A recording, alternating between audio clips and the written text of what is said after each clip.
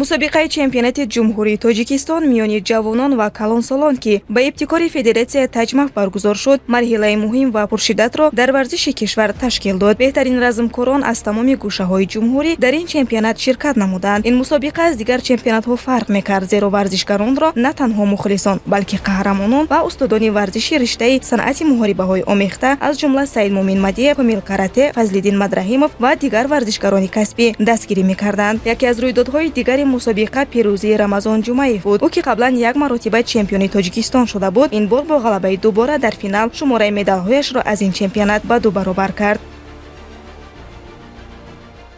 нақшҳои оянда бо кумита бо сбори командаи Тоҷикистон тайёриҳои худро бо озмоишҳои худро хубтар мекунем ба чемпионати ҷаҳон тайёрӣ мебинем ва баъд аз чемпионати ҷаҳон худо хоҳад профессионалӣ мекунем. ин чемпионат барои варзишгарон барои касби таҷриба имконияти хубро фароҳам овард, то дар оянда имконияти рохат гирифтани мусобиқаҳои байналмилалӣ ва расидан ба қуллаи варзишро пайдо мекунанд.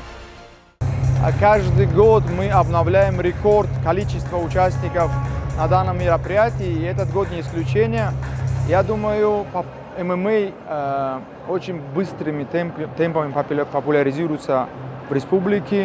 И, конечно же, в связи с этим растет конкуренция, бои более интересные, и уровень спортсменов от года к году растет.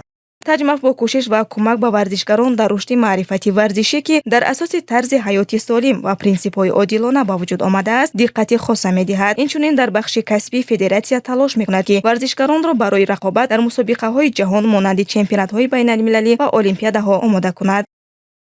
Следует отметить, что ребята, которые имеют достаточный опыт и прошли определенную любительскую карьеру, они уже некоторые из них начали профессиональную карьеру, и следует отметить, что достаточно успешно, потому что некоторые наши ребята сделали уже за такой короткий срок рекорды по 3-4-0.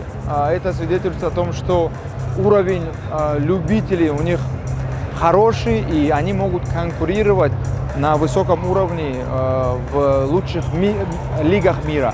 И очень надеемся, что скоро из наших подопечных любителей мы сможем в ближайшие годы увидеть дебюты в UFC.